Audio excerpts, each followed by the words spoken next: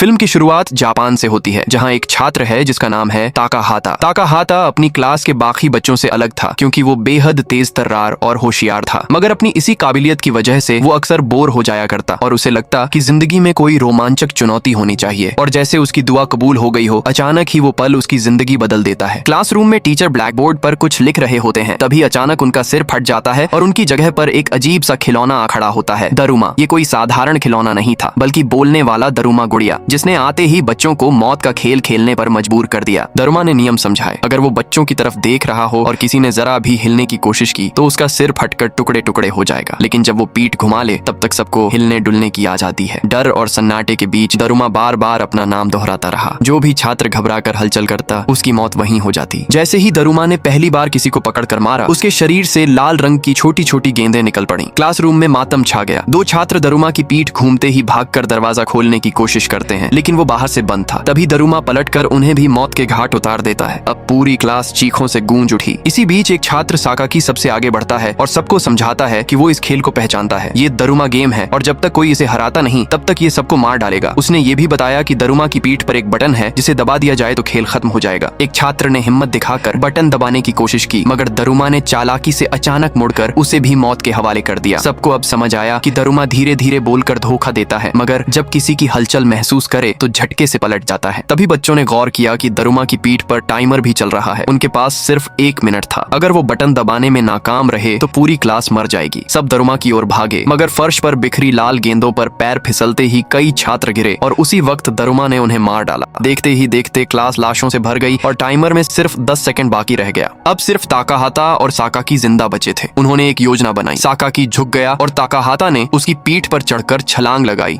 और आखिरी सेकंड में जाकर बटन दबाने में कामयाब हो गया। दरुमा जमीन पर गिर पड़ा और हारकर बुरी तरह झल्लाने लगा। ताकाहाता और साकाकी ने राहत की सांस ली, मगर अगले ही पल साकाकी का सिर फट गया। दरुमा ने ठंडी आवाज में कहा, इस खेल में सिर्फ वही जीतता है जो बटन दबाता है। ताकाहाता सन्न रह गया। फिर दरुमा ने इशारा किया, अगला खेल बिल्ली का होगा। इसी बीच क्लासरूम का दरवाजा खुलता है और ताकाहाता की दोस्त इचिका अंदर आती है। वो सदमे में थी। ताकाहाता भागकर उसके पास पहुंचा और पूछा कि क्या वो ठीक है। इचिका ने बताया कि उसने भी दरुमा गेम खेला और जैसे ही उसने बटन दबाया उसके सारे क्लासमेट्स मर गए। ताकाहाता ने कहा कि वही हाल उसके साथ भी हुआ है। दोनों ने पुलिस को बुलाने की सोची, मगर फोन में नेटवर्क ही नहीं था। आखिरकार वो स्कूल से बाहर निकलने की कोशिश करते हैं, लेकिन सभी दरवाजे बंद थे और खिड़कियां भी तोड़ना नामुमकिन था। अब ताकाहाता और इचिका समझ चुके थे कि उनका फंसना पक्का है और अगले खेल की शुरुआत होने वाली है। आखिरकार उन्हें एक दरवाजा मिलता है जो खुल जाता है और सीधे जिम की ओर ले जाता है। जैसे ही वे अंदर दाखिल होते हैं, पीछे का दरवाजा जोर से बंद हो जाता है। अब वे फिर से फंस चुके थे, लेकिन इस बार वो अकेले नहीं थे। कुछ और छात्र भी वहाँ मौजूद थे, जिनमें से कुछ ने चूहे जैसी वेशभूषा पहन रखी थी। ताकाहाता तुरंत समझ जाता है कि ये एक नया खेल है। फर्श पर लिखा था, गेंद को टोकरी में डालो और जीत जाओ। अचानक जमीन हिलने लगती है और एक विशालकाय बिल्ली की मूर्ति उनके सामने आ खड़ी होती है। आते ही वो एक छात्र को, जिसने चूहे का कॉस्ट्यूम पहन रखा था, तुरंत निगल जाती है और बाकियों का पीछा करने लगती है। ये खेल पिछले वाले से भी कहीं ज्यादा खतरनाक था। सब डर के मारे इधर उधर भागने लगते हैं। बिल्ली ताकाहाता और इचिका की तरफ भी आती है, मगर उन्हें नहीं खाती क्योंकि उन्होंने चूहे की वेशभूषा नहीं पहनी थी। तभी इचिका देखती है कि फर्श पर एक गेंद लुढ़क रही है और ताकाहाता को उस बिल्ली के शरीर पर लगी एक टोकरी नजर आती है। वो तुरंत समझ जाता है कि असली मकसद गेंद को उसी टोकरी में डालना है। ताकाहाता बाकियों को ये बात बताता है। तभी एक छात्र जो बास्केटबॉल का अच्छा खिलाड़ी था, इचिका से गेंद मांगता है। वो गेंद लेकर छलांग लगाता है और लगभग शॉट लगा ही देता है, मगर बिल्ली बिजली की तरह तेजी से उसे रोक लेती है। वो गेंद को पकड़कर इतनी ताकत से वापस फेंकती है कि खिलाड़ी सीधे दीवार से टकराकर वहीं मर जाता है। इसके बाद बिल्ली ताकाहाता की ओर देखती है, मगर उसे नहीं खाती और फिर से उन्हीं छात्रों पर ध्यान देती है जो चूहे की ड्रेस पहने हुए थे। ताकाहाता को ये समझ में आता है और वो सबको चेतावनी देता है कि तुरंत अपने कॉस्ट्यूम उतार दो। सब छात्र वेशभूषा उतार देते हैं और सोचते हैं कि अब वो सुरक्षित हैं। लेकिन तभी खेल पलट जाता है। बिल्ली अचानक फिर से हर किसी पर हमला करने लगती है, चाहे उसने कॉस्ट्यूम पहना हो या नहीं। पूरे जिम में अफरा तफरी मच जाती है। भागम भाग के बीच इचिका को गेंद मिल जाती है। वो देखती है कि गेंद पर टाइमर लगा है और सिर्फ 3 मिनट बचे हैं। तभी बिल्ली उसकी तरफ बढ़ती है उसे खाने के लिए। ताकाहाता जब अपनी दोस्त को मौत के सामने देखता है तो बिना सोचे समझे चूहे का कॉस्ट्यूम पहन लेता है ताकि बिल्ली का ध्यान अपनी ओर खींच सके। अब बिल्ली इचिका को छोड़ ताकाहाता का पीछा करने लगती है। ताकाहाता बार बार बाएं दाएं भागकर उसे चकमा देता है और बाकियों से चिल्लाकर कहता है, कोई मुझे गेंद फेंको, मगर सब डर चुके थे क्योंकि उन्होंने बास्केटबॉल खिलाड़ी का हाल देख लिया था। तभी ताकाहाता को अजीब सी आवाजें सुनाई देने लगती हैं। कॉस्ट्यूम की वजह से अब वो बिल्ली की बात समझ पा रहा था। असल में बिल्ली सिर्फ चाहती थी कि कोई उसकी पीठ खुजला दे ताकि वो चैन से सो सके। ये जानकर ताकाहाता तुरंत बिल्ली की पीठ पर चढ़ जाता है, रस्सी पकड़ता है और और उसकी पीठ खुजलाने लगता है। जैसे ही वो ऐसा करता है, बिल्ली शांत होने लगती है और उसका गुस्सा ठंडा पड़ जाता है। उसे ये अच्छा लगने लगता है और वो चाहती है कि ताकाहाता ये जारी रखे। ताकाहाता बाकियों को पुकारता है और मदद करने को कहता है। इचिका भी आगे आती है और दोनों मिलकर बिल्ली को शांत करते हैं। बाकी छात्रों ने भी ये नजारा देखा और हिम्मत करके सब बिल्ली की पीठ पर चढ़ गए और ताकाहाता की नकल करने लगे। धीरे धीरे बिल्ली उनींदी होने लगी और आखिरकार गहरी नींद में चली गई। अब ताकाहाता ने मौका देखकर गेंद उठाई और उसे टोकरी में डालने की तैयारी की, लेकिन तभी सारे छात्र उसकी ओर दौड़ पड़े। हर कोई चाहता था कि वही गेंद डाले, क्योंकि सबको डर था कि सिर्फ वही जीवित बचेगा जो ये शॉट लगाएगा। लालच और डर से भरी उनकी ऊंची आवाजों ने सोई हुई बिल्ली को जगा दिया और अब खेल फिर से और भी खतरनाक मोड़ लेने वाला था। बिल्ली अचानक अपने नुकीले पंजों से वार करती है और पल भर में 2 छात्रों को वहीं मार डालती है। माहौल और भी डरावना हो जाता है। ताकाहाता समझ जाता है कि अब बिल्ली को दोबारा सुलाने का वक्त नहीं है, उसे तुरंत कोई चाल चलनी होगी। वो तुरंत एक पुराना फटा हुआ बास्केटबॉल उठाता है और इचिका से कहता है कि असली बिल्ली की गेंद को लेकर चेंजिंग रूम में जाओ और उसे चूहे के कॉस्ट्यूम वाले कपड़े में लपेट दो। कुछ ही देर बाद दोनों वापस आते हैं और अब उनके हाथ में गेंद थी जो कपड़े से ढकी हुई थी, एक ताकाहाता के पास और एक इचिका के पास। दोनों अलग अलग दिशाओं से बिल्ली की ओर बढ़ते हैं। अब बिल्ली उलझन में पड़ जाती है, असल गेंद कौन सी है। लेकिन तभी ताकाहाता से गलती हो जाती है। वो अनजाने में बता देता है कि उसके पास सिर्फ साधारण बास्केटबॉल है। बिल्ली तुरंत समझ जाती है कि असली गेंद इचिका के पास है। वो उसकी थ्रो को रोक लेती है, लेकिन यही ताकाहाता की असली योजना थी। जब बिल्ली का ध्यान इचिका की गेंद पर था, ताकाहाता ने अपनी गेंद उछाल दी और सबको चौंकाते हुए उस गेंद के अंदर ही असली बिल्ली की गेंद छुपी हुई थी। मगर अफसोस, वो शॉट टोकरी में नहीं जा पाया। सभी को लगा कि अब खेल हार चुके हैं। तभी अचानक एक और छात्र बिल्ली के पीछे से निकलता है। उसका नाम था अमाया। उसने छलांग लगाई और आखिरी सेकंड में गेंद को टोकरी में डाल दिया। जैसे ही गेंद अंदर गिरी, बिल्ली एकदम से रुक गई और खेल खत्म होने की घोषणा की। लेकिन कुछ ही क्षण बाद बिल्ली फिर से सक्रिय हुई और विजेताओं के नाम लिए ताकाहाता, इचिका और अमाया। बाकी किसी का नाम नहीं लिया गया। ताकाहाता हैरान रह गया कि बाकी छात्रों का क्या होगा। उसी वक्त अमाया की असली सच्चाई सामने आई। वो बाकी बचे छात्रों को बेरहमी से मारने लगता है। उसकी आंखों में पागलपन था। उसे यकीन था कि इस दुनिया में सिर्फ ताकतवर लोगों को जीने का हक है। वो ताकाहाता और इचिका के पास आता है और कहता है कि चूंकि अब वो तीनों विजेता हैं, तो सिर्फ वही जीवित रहने के काबिल हैं। इचिका गुस्से में उसे पागल कह देती है और साफ कहती है कि उसकी तुलना उनसे कभी मत करना। ये सुनकर अमाया तमतमा जाता है और इचिका की तरफ बढ़ता है, मगर ताकाहाता बीच में आकर उसे रोक लेता है। तभी बिल्ली सफेद धुंध छोड़ती है और तीनों अचानक वहाँ से गायब हो जाते हैं। दूसरी तरफ दुनिया भर में न्यूज रिपोर्ट्स आने लगती हैं। अब ये चुनौतियां सिर्फ जापान तक सीमित नहीं थीं, बल्कि अलग अलग देशों के स्कूलों में भी हो रही थीं। 1 करोड़ से ज्यादा छात्र मारे जा चुके थे। सरकार और मीडिया इस रहस्य को छुपाने की कोशिश कर रहे थे। कुछ पत्रकार दावा कर रहे थे कि इसके पीछे एलियंस का हाथ है। आसमान में विशाल तैरते हुए क्यूब दिखाई देने लगे। जापान वाले क्यूब के अंदर ताकाहाता खुद को पाता है। वहाँ उसे एक जानी पहचानी लड़की नजर आती है, उसका पुराना प्यार टोकुसा। टोकुसा अकेली नहीं थी, उसके साथ 2 और छात्र थे, तियारा और टाका। ये तीनों भी अपने अपने स्कूलों में दरुमा और बिल्ली वाले खेलों से बच निकले थे। ताकाहाता को यहाँ एक अजीब बात महसूस होती है। सभी छात्रों के नाम अक्षर टी से शुरू हो रहे थे। उसे अंदाजा होता है कि शायद सभी बचे हुए छात्रों को उनके नाम के पहले अक्षर के हिसाब से अलग अलग समूहों में बांटा जा रहा है। ये सोचकर उसका दिल बैठ जाता है कि कहीं इचिका और अमाया भी एक ही समूह में न हो, क्योंकि उनके नाम एक ही अक्षर से शुरू होते हैं। मगर अभी उसके पास कुछ करने का रास्ता नहीं था, क्योंकि जिस कमरे में वो था उसका दरवाजा बंद था। ताकाहाता बेचैनी से दरवाजा पीटने लगता है। ताकाहाता दरवाजा पीट रहा था, उम्मीद कर रहा था कि शायद कोई बाहर उसकी आवाज सुन ले। तभी उसकी सोच में खलल पड़ता है। एक छात्रा सामने आती है, उसका नाम था तियारा। वो बेहद होशियार और घमंडी थी। तियारा ठंडी मुस्कान के साथ कहती है, कोई हमें बचाने नहीं आएगा। और फिर उसने एक 3D प्रोजेक्शन दिखाया जिसमें न्यूज कवरेज चल रही थी। उसमें दुनिया भर में हो रही घटनाएं दिखाई दे रही थीं। ताकाहाता को अब यकीन हो जाता है कि वो उन तैरते हुए रहस्यमयी क्यूब्स में से एक के अंदर फंसा हुआ है, जो पूरी दुनिया के ऊपर दिखाई दे रहे थे। तियारा सबको समझाती है कि यहाँ से निकलने का कोई रास्ता नहीं है, बस अगली चुनौती का इंतजार करना ही उनकी मजबूरी है। तभी दरवाजे पर दस्तक होती है। 4 अजीब से तैरते हुए कठपुतली जैसे जीव अंदर आते हैं। वो घोषणा करते हैं कि अब तीसरा खेल शुरू होगा और ये पहले दोनों खेलों से कहीं ज्यादा कठिन होगा। उनमें से एक कठपुतली तियारा को आगे आने के लिए कहती है। तियारा अपने घमंड और आत्मविश्वास में भरकर तुरंत मान जाती है। खेल के नियम बताए जाते हैं। उसे जमीन पर बैठना होगा, आंखों पर पट्टी बांधनी होगी। कठपुतलियां उसके चारों ओर घूमेंगी और गाना गाएंगी। गाना खत्म होते ही उससे सवाल पूछा जाएगा, तुम्हारे पीछे कौन खड़ा है? तियारा पट्टी बांधकर खेल शुरू करती है। गाना रुकता है, सवाल पूछा जाता है और घबराहट में तियारा गलत जवाब दे देती है। नतीजा, वो हार जाती है। तभी एक कठपुतली लेजर फायर करती है, जिससे वो तियारा के पूरे शरीर पर काबू पा लेती है और उसके बाद उसके अपने ही सिर को जमीन पर बार बार पटकवाती है, तब तक जब तक उसकी जान नहीं चली जाती। उसकी दर्दनाक मौत देखकर सब सदमे में होते हैं। लेकिन खेल रुका नहीं था। अब बारी आती है टाका की। डर से कांपती हुई टाका खेलने से साफ इनकार कर देती है, लेकिन कठपुतलियां चेतावनी देती हैं, अगर उसने हिस्सा पत्ता नहीं लिया तो तुरंत मौत दी जाएगी। मजबूरी में टाका पट्टी बांध लेती है। फिर वही गाना, वही सवाल, तुम्हारे पीछे कौन खड़ा है? मगर टाका इतनी डरी हुई थी कि जवाब ही नहीं दे पाती। कठपुतलियां उसे हारने वाला घोषित कर देती हैं। वो भागने की कोशिश करती है लेकिन चारों तरफ से कठपुतलियां उसे घेर लेती हैं। उनमें से एक लेजर फायर करता है जिससे उसके पैर पूरी तरह फैल जाते हैं और फिर सबकी आंखों के सामने उसका शरीर टुकड़ों में बंट जाता है। अब बारी आती है टोकुसा की। कठपुतलियां उसका नाम लेती हैं लेकिन उससे पहले ताकाहाता जोर से चिल्लाता है, उसकी जगह मैं खेलूंगा। कठपुतलियां मान जाती हैं और ताकाहाता खेल शुरू करता है। वो जमीन पर बैठता है, आंखों पर पट्टी बांधी जाती है। कठपुतलियां उसके चारों ओर गाना गाती हैं और फिर वही सवाल, तुम्हारे पीछे कौन खड़ा है? सबको चौंकाते हुए ताकाहाता सही जवाब देता है। कठपुतलियां हैरान रह जाती हैं और पूछती हैं, तुम्हें कैसे पता चला? ताकाहाता ठंडे अंदाज में जवाब देता है, जब तियारा और टाका खेल रही थीं, तब मैंने तुम्हारी हर हरकत याद कर ली थी। इस जीत के बाद उन्हें एक चाबी मिलती है लेकिन अचानक वो देखते हैं कि एक और छात्र भाग रहा है। उसके पास भी एक चाबी है और उसके पीछे एक कठपुतली लगी हुई है। वो छात्र उन्हें चिल्लाकर चेतावनी देता है, हाथ पकड़ लो। ये कठपुतली अकेले खड़े छात्रों को ही मारती है। लकड़ी के उस बड़े सिर ने साफ कहा कि 7 लोगों को 7 चाबियां डालनी होंगी। तभी ताकाहाता के ग्रुप की मुलाकात 2 और छात्रों से हुई जिनके पास भी 2 चाबियां थीं। अब उनके पास कुल 6 लोग और 4 चाबियां थीं। बस एक और इंसान और 3 चाबियां चाहिए थीं, जबकि टाइमर पर सिर्फ 2 मिनट बचे थे। अचानक सामने से किसी ने तीनों बची हुई चाबियां उनकी तरफ फेंक दी। वो अमाया था और उसके साथ एक और छात्र खड़ा था। लेकिन जैसे ही वे लोग खुश हुए, अमाया ने बिना समय गंवाए अपने साथी को मार डाला। ठंडी नजर से उसने कहा, मुझे उसकी बस इतनी जरूरत थी कि वो मेरा हाथ पकड़े रहे, वरना वो गुड़िया मुझे मार डालती। ये सुनकर सब सन्न रह गए। ताकाहाता नहीं चाहता था कि अमाया उनके साथ जुड़े, लेकिन उनके पास कोई और विकल्प भी नहीं था। मजबूर होकर उन्होंने अमाया को साथ लिया और 7 लोगों ने चाबियां लकड़ी के सिर में डाल दी। लकड़ी का सिर जोर से बोला, चुनौती पूरी हो गई है, अब कपड़े बदल लो। ये कहकर वो सिर गायब हो गया और उनके सामने एक लंबी सुरंग खुल गई। सब उस सुरंग से गुजरे और अगले इलाके में पहुंचे। वहां का नजारा देखकर सब दंग रह गए। पूरा इलाका बर्फ से ढका हुआ था। तभी जमीन हिलने लगी और बर्फीले तूफान के बीच एक विशाल सफेद ध्रुवीय भालू प्रकट हुआ। भालू ने सबसे पहले एक अजीब सा शो किया, मानो उनका मजाक उड़ा रहा हो। फिर उसने भारी आवाज में कहा, मुझे झूठ से नफरत है। अगली चुनौती सच पर आधारित होगी। मैं तुमसे सवाल पूछूंगा और तुम्हें सच सच जवाब देना होगा। अगर कोई झूठ बोलेगा तो बाकी सबको पहचानना होगा कि झूठा कौन है। अगर पहचान नहीं पाए तो किसी एक को बलिदान देना होगा। पहला सवाल आया, तुम्हारा पसंदीदा खाना क्या है? ये सवाल सबको आसान लगा। सबने जल्दी जल्दी जवाब दे दिए। लेकिन तभी भालू ने कहा, मुझे झूठ की गंध आ रही है। तुम्हारे पास 2 मिनट हैं, झूठे को पकड़ो वरना किसी को बलिदान देना होगा। सभी की नजर उस छात्र पर गई जिसने कहा था, मुझे सब्जियां पसंद हैं क्योंकि सब्जियां ही मेरी पूरी डिश हैं। सबको लगा कि कोई भी सिर्फ सब्जियों को पसंद नहीं कर सकता, लेकिन वो छात्र बार बार कहता रहा, मैं सच कह रहा हूँ, मुझे वाकई सब्जियां बहुत पसंद हैं। फिर भी टीम ने शक में आकर उसे बलिदान के लिए चुन लिया। भालू ने उसे अपने पंजों से कुचलकर मार डाला। दूसरा सवाल था, क्या तुम ताकाहाता से प्यार करते हो? ये सुनते ही माहौल बदल गया। इचिका और टोकुसा दोनों ने हाँ कहा क्योंकि दोनों के दिल में उसके लिए एहसास थे। अमाया ने भी हाँ कहा और बाकी ने भी। लेकिन भालू ने तुरंत कहा, इनमें से कोई एक झूठ बोल रहा है। इचिका ने तुरंत अमाया पर उंगली उठाई। उसने कहा, ये किसी से प्यार नहीं करता, ये सिर्फ अपने लिए जीता है। दोनों में बहस होने लगी। ताकाहाता सोच में पड़ गया कि जब भालू को झूठ पता चल ही जाता है तो आखिर कोई झूठ क्यों बोलेगा। तभी भालू उसकी तरफ देखकर बोला, तुम्हारा दिमाग तेज है, तुमने सच्चाई को छुआ है। असल में तुम में से कोई एक इंसान नहीं है बल्कि एलियन है जो इंसान का रूप लेकर अब तक झूठ बोलता आ रहा है। उसे पहचानो और खत्म करो वरना तुम सब मर जाओगे। तभी एक छात्र ने टोकुसा पर शक जताया। उसने कहा, ये तुम हो सकती हो। देखो, मैं और मेरा दोस्त एक ही स्कूल से हैं। ताकाहाता, इचिका और अमाया भी एक ही स्कूल से हैं। सिर्फ तुम अलग हो, इसलिए हमें तुम्हें ही चुनना होगा। ताकाहाता और इचिका ने टोकुसा का बचाव करने की कोशिश की